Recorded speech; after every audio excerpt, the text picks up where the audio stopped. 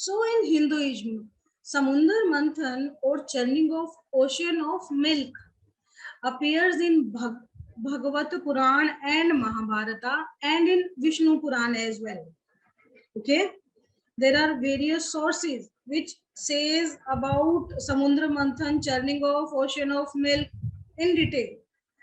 And manthanam, what is manthan? Manthanam is the Sanskrit equivalent to manthan, meaning to churn. Sagar or samundar means ocean, and the sheer shagar, we say manthan of sheer shagar. Sheer means milk. So it was churning of ocean of milk basically. Okay, so the story moves like this. Indra, the king of Dev, the king of gods, while riding on an elephant, came across sage Durvasa, okay, who offered him a very special garland given to him by Lord Shiva. Indra accepted the garland and placed it on the trunk of the elephant, okay, as a test to prove that he was not an egoistic god. If he would have not accepted that, Durvasa and other people would have thought that he is very egoistic. So he accepted that garland. The elephant, knowing that Indra had no control over his own ego, threw the garland to the ground. The enraged says, this all these things enraged the says, and because the garland was a dwelling of Shri. Shri means fortune, Lakshmi, and was to be treated as a prasad offering. Durvasa cursed Indra, and along with Indra, he caused, in fact, all the devs to be bereft of Shri. Shri means all the strength, all the energy, all the fortune, basically loss of Lakshmi.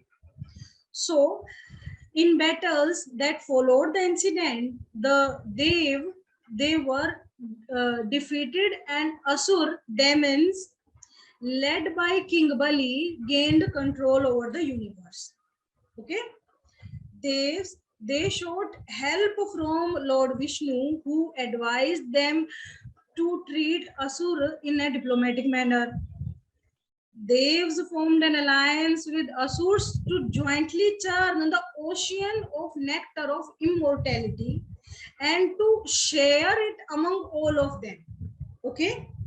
However, Vishnu told Devs that he would arrange that they alone obtain all the nectar and Asur may not get it. The churning of ocean of milk, it is actually, this is the short form of process, but this is very elaborate process. The Mount Mandara was used as a churning rod. Vasuki, the king of the serpent, who abides Shiva's neck, he became the churning rope.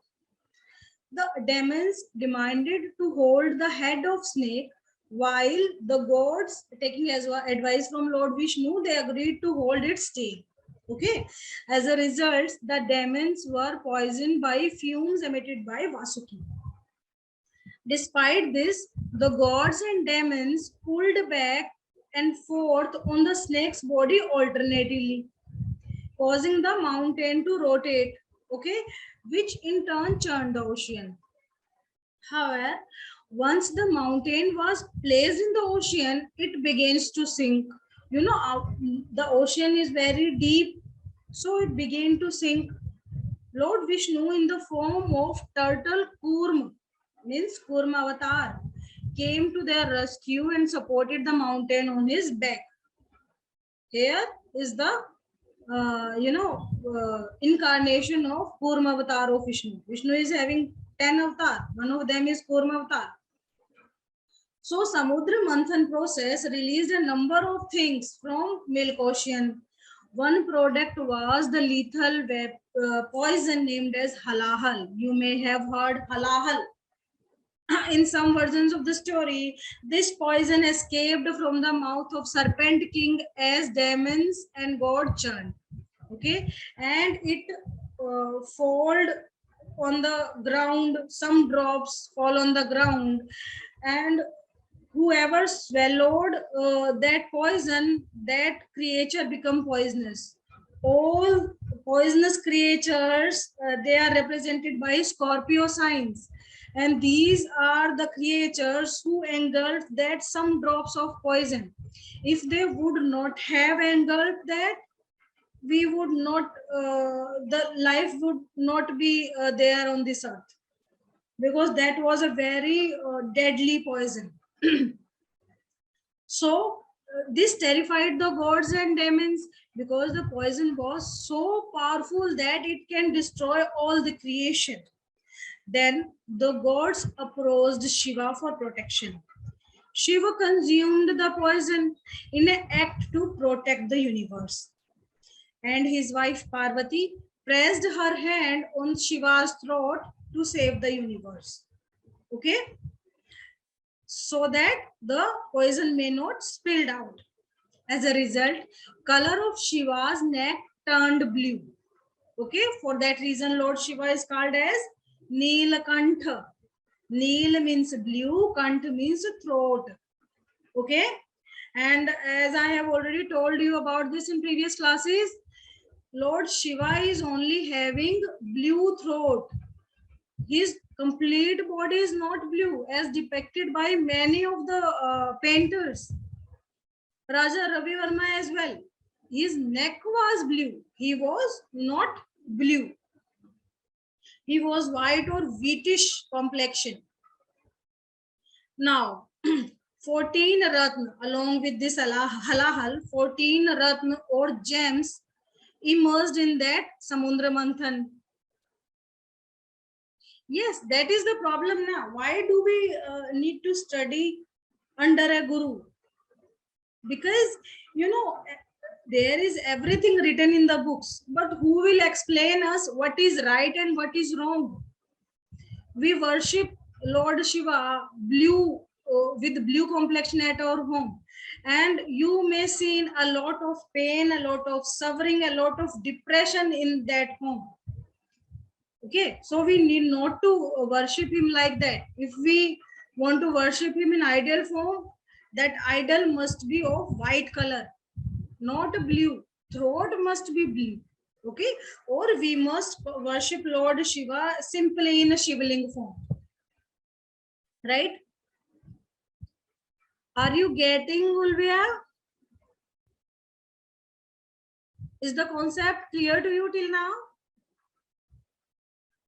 Okay, that's nice.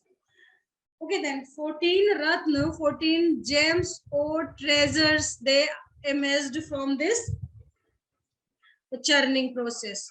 All kind of herbs, they were cast into the ocean, and 14 Ratna were produced from the ocean and were divided between Asur and God. Though usually the Ratna are immersed, the total count of Ratna which has been immersed is 14. The list in the scripture ranges from 9 to 14 Ratna. Okay, there are many scriptures, different writings are there in different scriptures.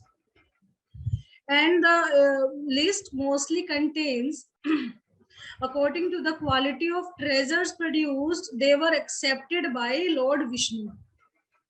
The Devas and the Asuras, or the 14 things have been divided into 3 parts.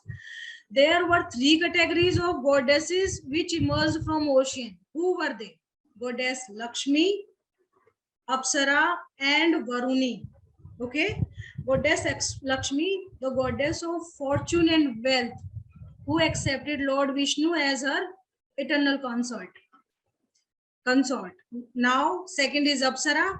Various divine names like Rambha, Menaka, Punjisthala, etc.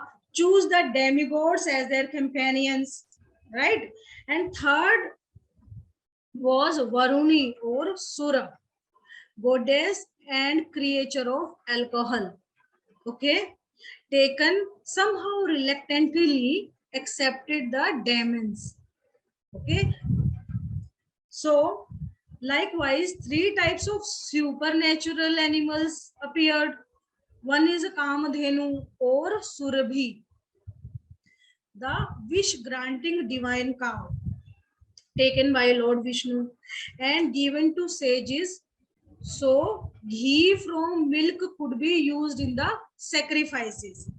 Okay, you know, all the homes, all the these sacrifices, we use ghee in them. So it was given to sages by Lord Vishnu.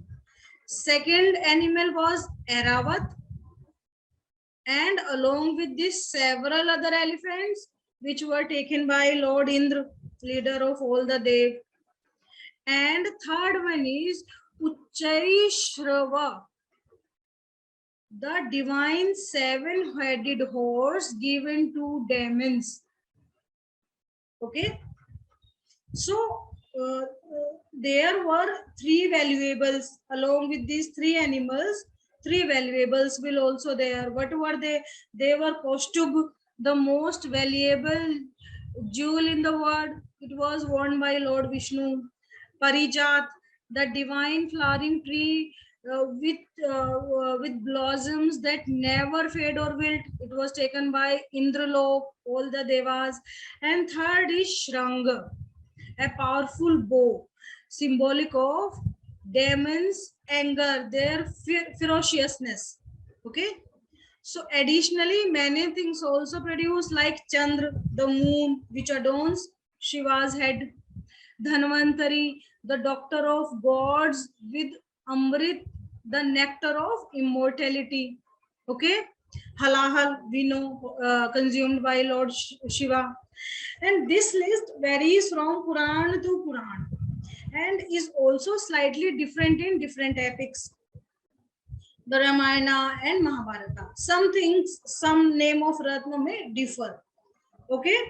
So list is completed by adding few more Ratna like Jeshtha, the goddess of misfortune. Okay. Umbrella taken by Varun. The earrings given to Aditi by her son Indra. Okay. Kalpa vriksha plant, and finally Nindra or sloth, Need or sleep. Then Mohini, the female form of Vishnu, holding the pot of Amrit. She hold the pot of Amrit, which she distributes among all the gods, leaving aside demons. Finally, Dhanvantri, the heavenly physician, she also emerged with the pot, but that pot was containing Amrit, the heavenly nectar of immortality. Fierce fighting ensured between Devas and Asuras for that nectar. Devas said, "We need this nectar," and Asura said, "We need this nectar." To protect the nectar from Asuras, the divine Garuda took the pot and flew away from the battle scene. While Garuda was in his flight over the earth, it is believed that 4 drops of nectar fell at 4 places on the earth, and that 4 places are Prayag, that is Allahabad, Haridwar, Ujjain, and Nasik. All 4 places are there in India, and this legend is the basis for the belief that these places acquired a certain mystic power of spirituality. Okay, a Kumbh Mela is celebrated at all these 4 places every 12 years for this reason, because these places are assumed to be divine places. Dropped of nectar fell there. People believe that after bathing there during the Kumbh Mela, one can get the primeval heaven or the moksha. Okay, now Dev, the demigods, they appealed to Vishnu, who then took the form of Mohini, and as a Mohini was very beautiful and enchanting damsel, she distracted the Asur, took all the Amrit from Dhanvantri and distributed it among all the Dev, okay, who drank it. One of the Asura named Swarabhanu, which finally became Rahu and Ketu, disguised himself as Dev and drank some nectar. This is the story you need to know. How Rahu Ketu emerged. What are the qualities? Rahu is only having head, Ketu is only having the body. Okay, Swarbhanu disguised himself as Dev and drank some nectar.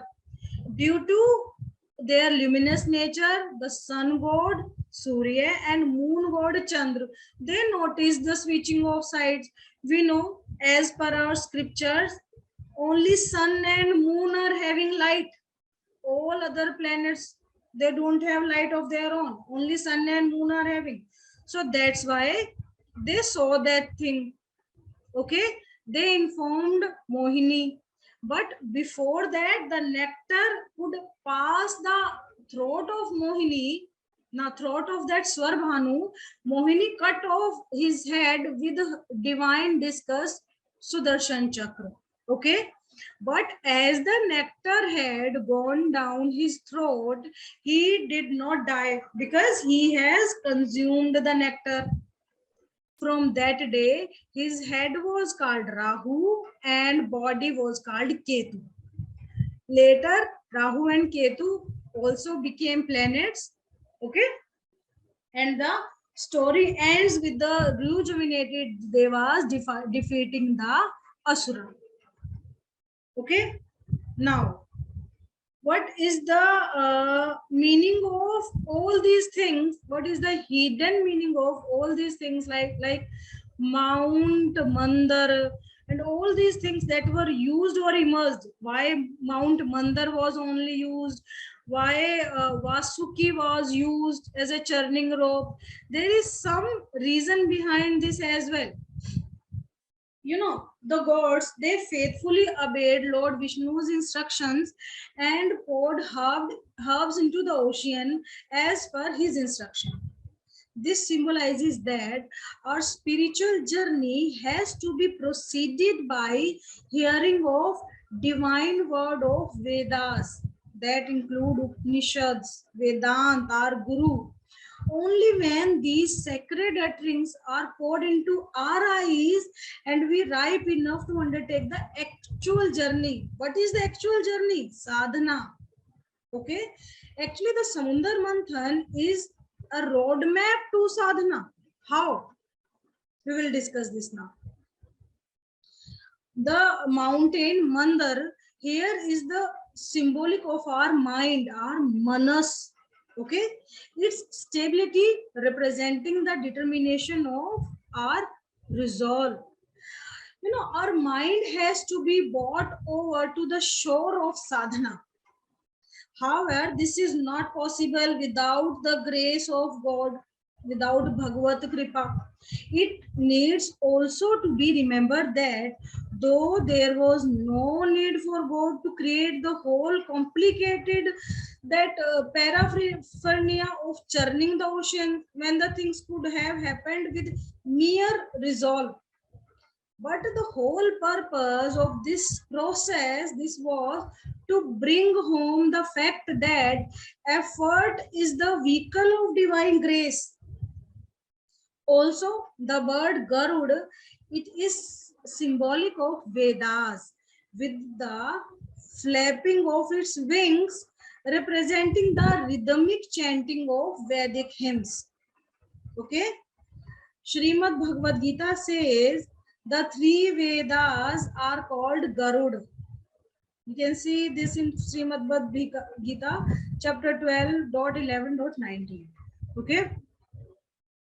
Thus, only when we have placed our mind on the wings of Vedas, reposing our full faith in the divine word, can we said to be on the path of sadhana, right?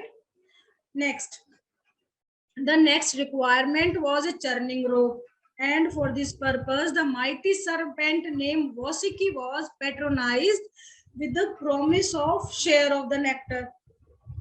The snake was wound round the mountain, and Lord Vishnu, accompanied by gods, walked over to the serpent's mouth, taking poison there. Okay. This action was not appreciated by demons, who insisted that the tail being an impure organ. Okay, they said we will not hold the tail because tail is impure, and they being from an exalted lineage, they would not work from the end. Okay, the Lord smilingly left the head, and with that, God in the toe walked over the tail. Okay, so Devas were on the tail part and demons were on the head part. The two sides then began the actual process of churning. However, due to its weight, the mountain began to sink. I have told this in the story. Seeing their effort thus go waste, the churner became dejected. The Lord then incarnated as giant tortoise and dived into the water, lifting the mountain on the back. Okay, when the churning started again, the movement of the massive mountain on the back of tortoise made God feel as if someone was pleasantly scratching his back. Okay, he was feeling like that only. The tortoise here represent, what does that represent? It represents state of sadhana where all sense organs have been withdrawn, and it is with such a support that the mind progresses in sadhana. Okay, and it is also described in Bhagavad Gita saying, like the tortoise which withhold its limbs from all sides, the person who withdraws his all senses from all sense objects obtains a steady wisdom. Okay, the slight scratching on the mighty Lord's back indicates that he takes note of our spiritual endeavors and our sadhana gives him pleasure. Okay, we may feel that the person, the monks who are practicing sadhana, how hardship they are facing, but for them, they are enjoying that feeling. Not only did the Lord incarnate as tortoise, but also entered into the demons as their demonic nature. Okay, supplementing their essentially Rajasic nature, increasing their power, supplementing their essentially Rajasic nature by strength and energy. Okay, he also entered into the gods as their godly nature, sattvic nature, increasing their power, and finally permeated the snake Vasuki as sleep, which was but a manifestation of its essential tamasic nature. You know, sleep is a tamasic sort of quality. It is well known that a snake is one of the most tamasic creatures. We all know that. The slumber not only made it trouble free for the serpent itself, but also ensured a smooth operation of the churning rod. Okay, the serpent Vasuki, it symbolizes desire, and its slumber indicates that only when all our desire go to sleep by God's grace can a spiritual progress be said to have really begin. Okay, we need to send all our desire to sleeping state. Okay, to start the spiritual journey. To ensure complete stability, the Lord then pressed the mountain by placing a hand over it. Okay, thus, even though this enterprise was undertaken with a worldly motive, namely the victory of one group over the other, it was made truly divine with supreme with the Supreme Lord pressing the churning rod from the above. Okay, supporting it from below in the form of tortoise and above as well, entering not only into the body of gods and demons, but also the mountain and finally to serpent. Okay, Should I continue the story, or you are getting bored out of it? Because this is a very long story. But I thought you must be aware about it, because during your Jyotish journey, a lot of things you will got to understand from this story. Okay, nice.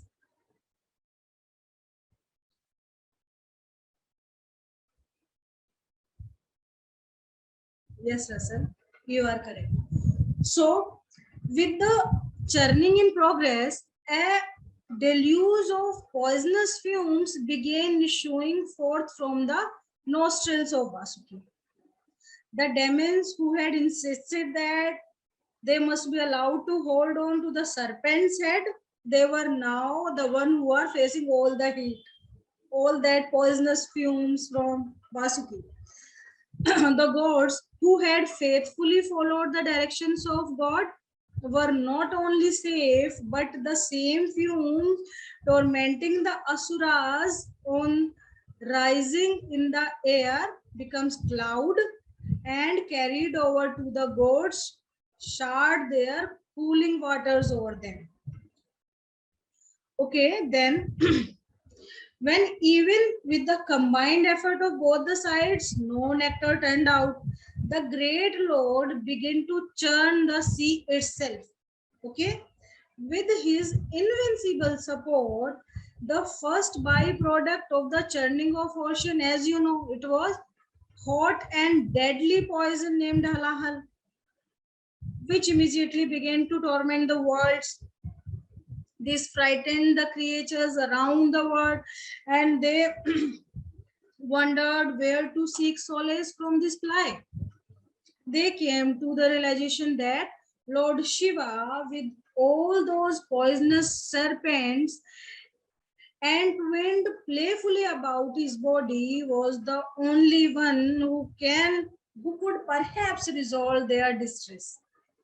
Okay, plus the hot poison would be an idle drink for him living in the sub-zero peaks of Mount Kailash. They then went over to Shiva and brought to his notice the fact that the world was being threatened with dissolution. And since he was the Lord of dissolution, Lord of Sanhar, Lord of destruction, he must do something to stop this untimely annihilation of the world. Okay, you all are aware, Brahma for creation, Vishnu for sustenance, and Shiva for annihilation.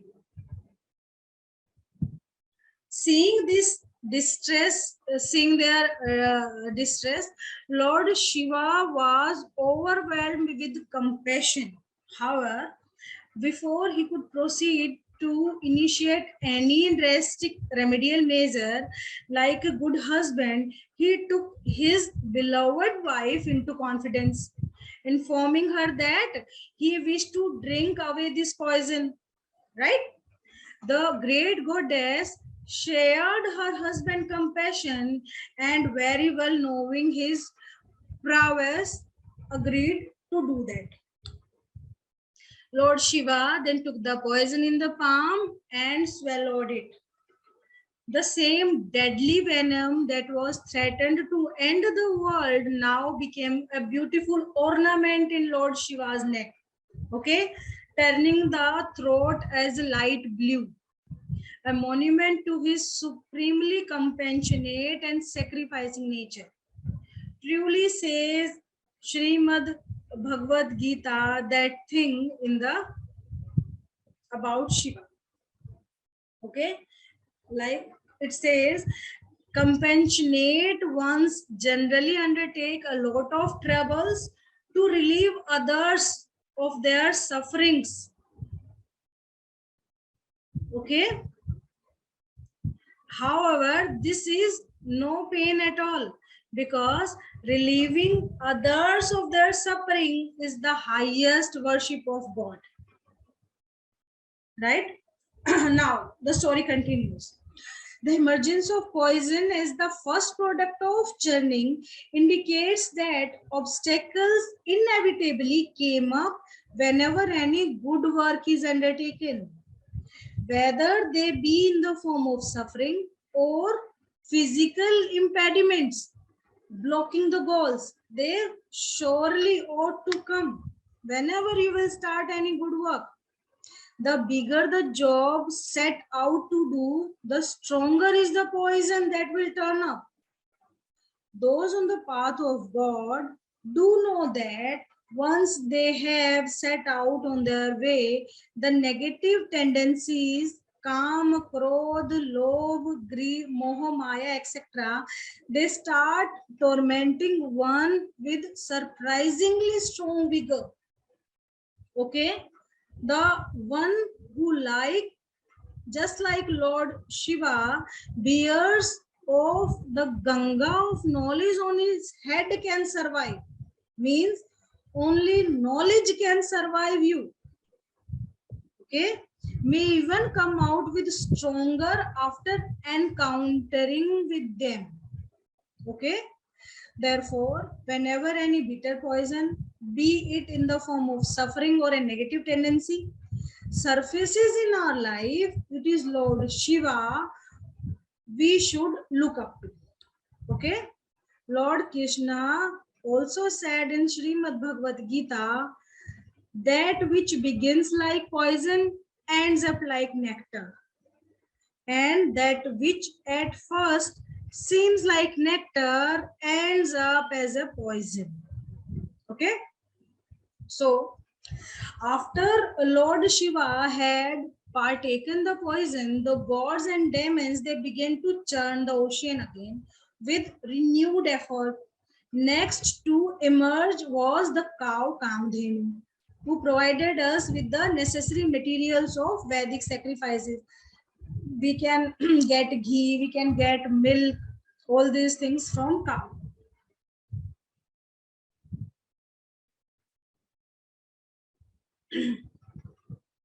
Now, the Brahmins, they laid a claim on her saying that Brahmins had a right to the first thing that emerges. Okay, Brahman says like this always. So, to the query that the first item to emerge was the deadly poison, the Brahmins became at the loss of the words. However, since both the gods and demons equally revered the Brahmins, they were respectfully allowed to have their way. Okay? We all know that Brahmins are said to be greedy. They want their share. They are first one to ask for their share in everything. Next emerged the beautiful horse named Uchai Shravas, radiant like a white moon. Brahmans held all the secrets. Yes. It was radiant like a white moon. Indra had already been instructed by God not to ask for it, so he kept quiet.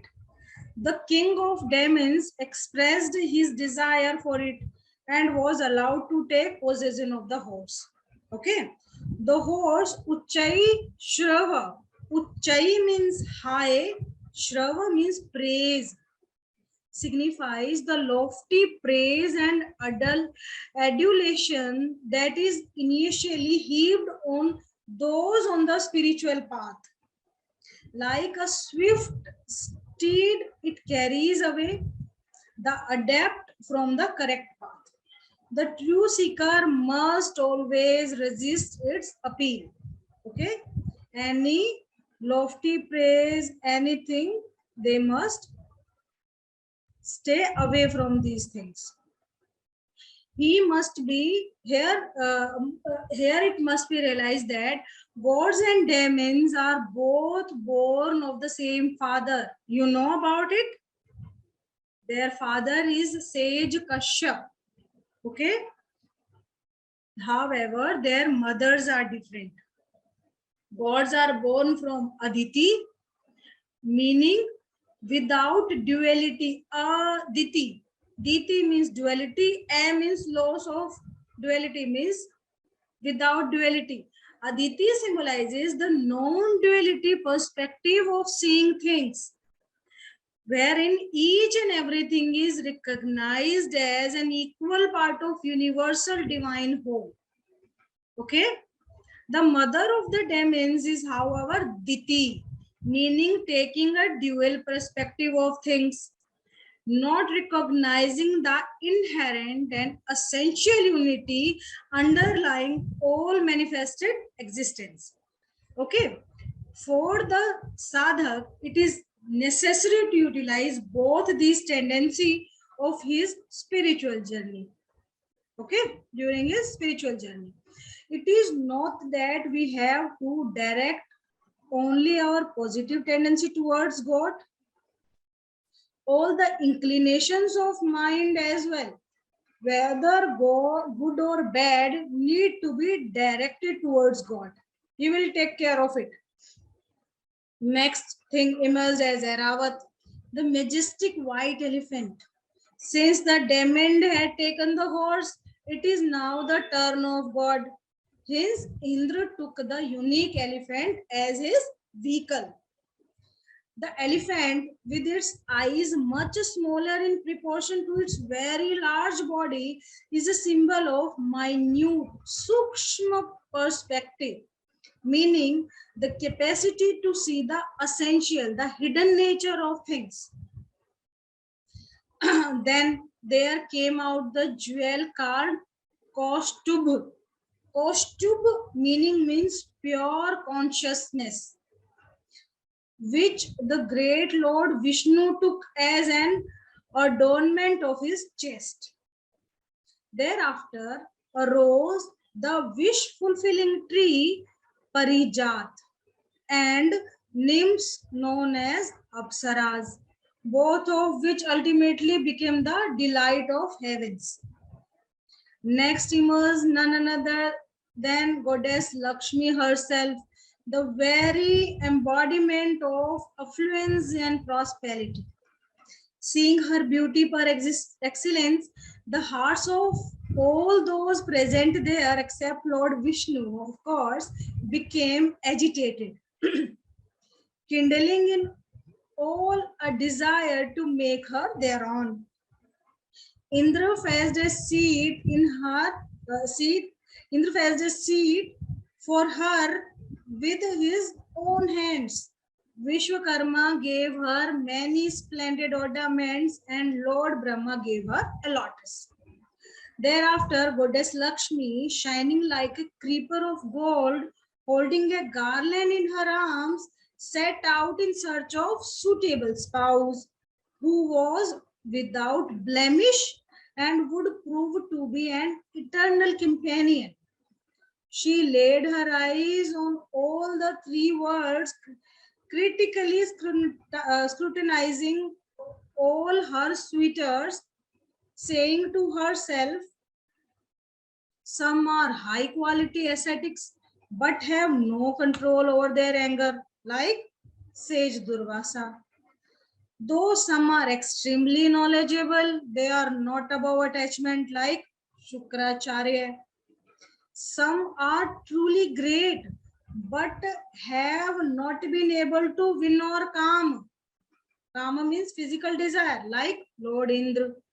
Some are extremely prosperous, but what they use is such affluence when one has to depend on another for protection, Lord Shiva, or it can symbolize Lord Indra as well, Lord Brahma, sorry, and Indra as well.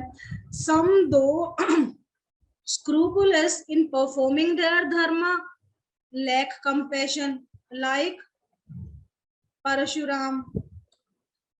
Some are prone to sacrifice, like King Shibi. However, mere sacrificial nature is not sufficient enough for mukti, hence final revelation. For those free from attachment, like the eternal celibate brothers, Sanak, etc., they will have never anything to do with the others. For example, one's wife, etc., and therefore no relationship will be possible. Next, for those like sage Markandeya, who have managed to gain a very long life, Chirayu, they do not possess the amiable nature preferred by women. For those who are amiable, they but possess a limited lifespan only. Okay, they also got rejected by her. And now the one who possesses both longevity and amiability, like Lord Shiva, lives inauspiciously. You know where Lord Shiva resides. And finally, the one who is totally auspicious, eternal, infinitely amiable is indifferent to me, means Lord Vishnu. So coming to the conclusion, Devi Lakshmi finally choose as her spouse the Supreme Lord Vishnu, the eternal adobe of all auspicious quality, untouched by three gunas, absolutely independent and not expecting anything from anybody. That's why Lord Vishnu is also called as Nirpeksh, who don't take side of anyone and do not expect anything from anyone.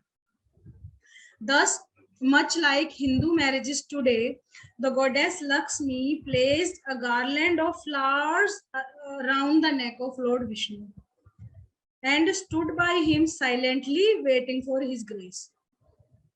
She made the bosom of Lord Vishnu her permanent adobe, thus ensuring that he would never embrace anybody other than goddess Lakshmi.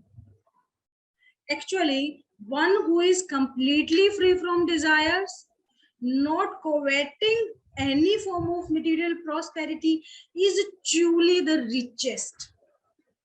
All others, wandering here and there, tormented by the desires to possess material objects, they all are poorest. Okay, that is the real fact.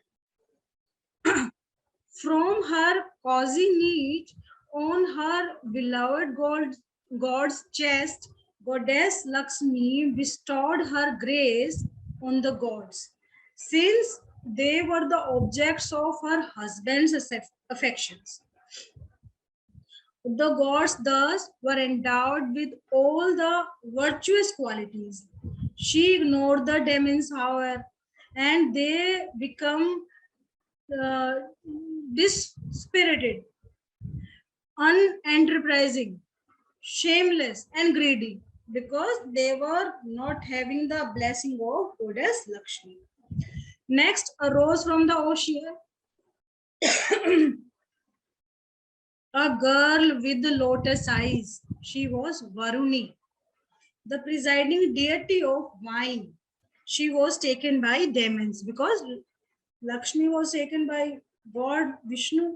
So Varuni was taken by demons. At last, there emerged from the ocean a wonderful person with long and muscular arms, holding in his hands a vase brimming over the nectar of immortality. This was none other than Dhanvantari, the founder of Ayurveda.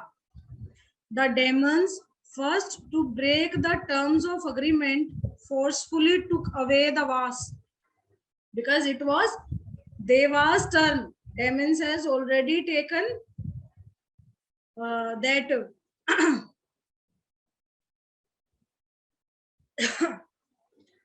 Varuni. So it was Devas' turn, but they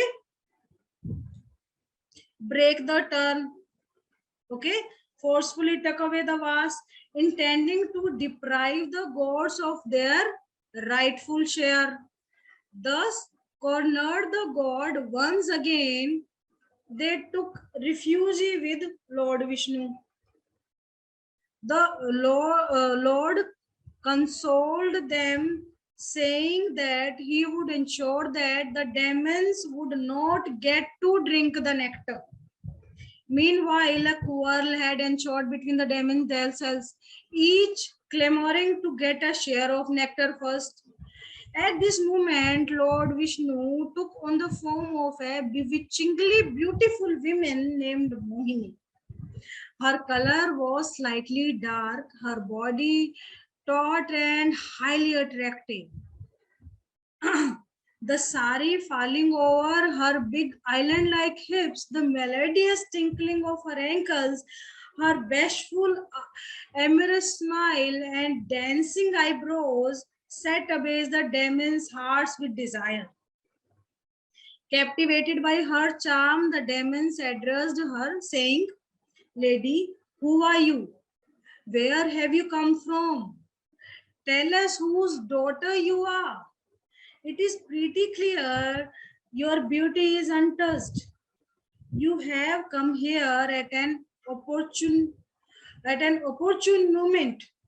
Right now, we demons, even though we are sons of same father, are fighting each other for the nectar of immortality.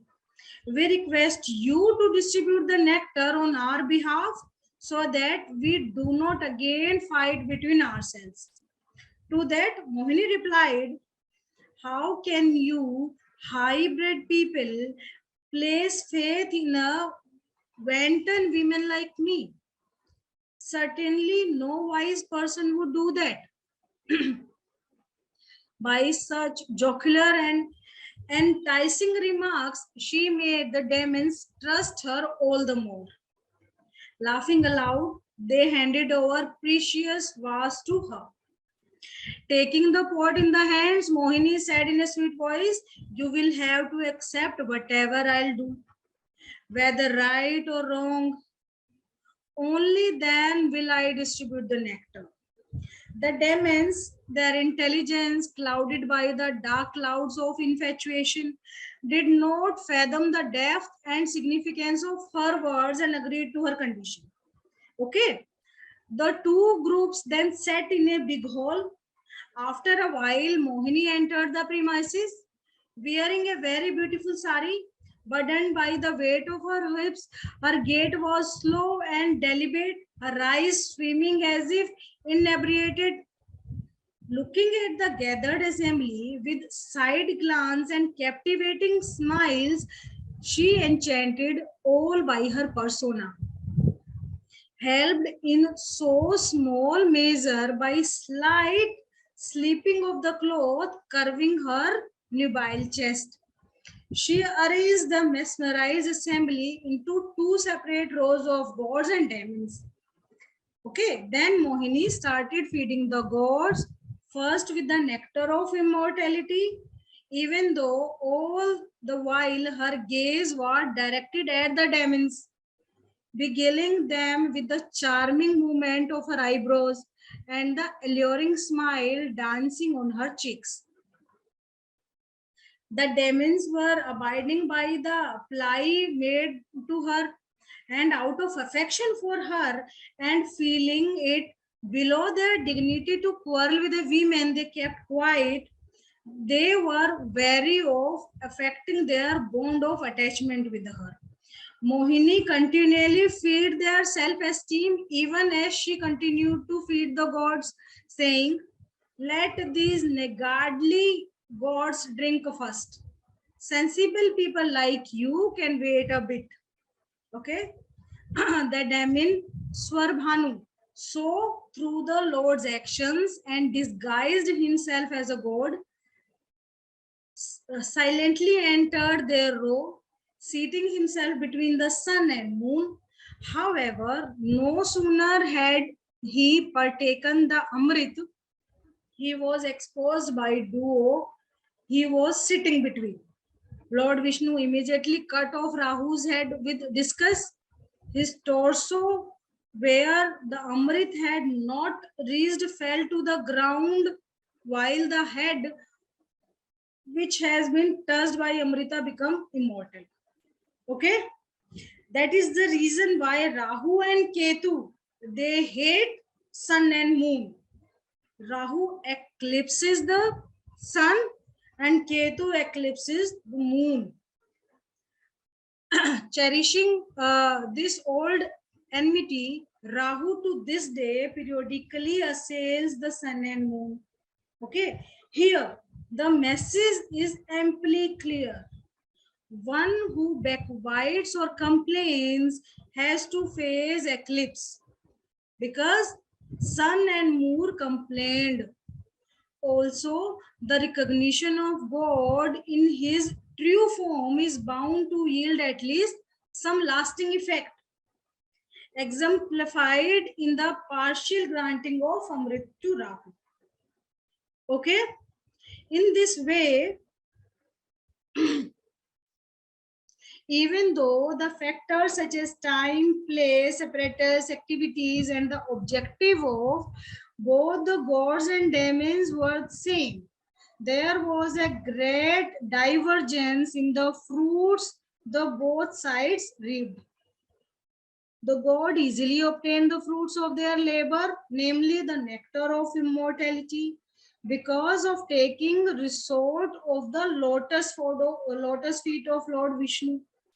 However, looking away from these grace bestowed feet, the demons, even though have worked equally hard, were excluded from the fruit. Okay, here is a saying by sage Vallabhacharya: a single Leela of God achieves many objectives. It is also mentioned in Srimad Bhagwat Gita Purana. Thus, though the one act of Samudra manthan, the following objectives were achieved. What were the main objectives? The positive forces in the life gained the nectar of self-realization. Okay. Second, though the actual process of churning, a roadmap was laid for all the sadhakas, all the spiritual aspirants. All in all, it is delightful Leela of God for all to savor, and establishes the inspiring nature and supremacy of Lord Shiva, pointing out that it is the hand of God which is behind each and everything that takes place in the world. Lays down the principles of political expediency. For example, there are no permanent friends or enemies in politics. Okay, the secret success of the secret of success is surrender to God, actually, meaning obeying his will and not in giving up actions. Drinking up other people's troubles is a permanent ornament for those like Lord Shiva, even though they may not be well dressed in a conventional sense. You know how Lord Shiva looks like. The only perfect being in this world is Lord Vishnu, making him the ideal suitor. He is having all the sola kala, 16 kalas, making him the ideal suitor for Goddess Lakshmi, saying that he was the sole claim in all the world's prosperity, including the minuscule portion we are lording over possessively. All of it needs to be put into use as directed by God. And finally, God has strange ways of bestowing his grace.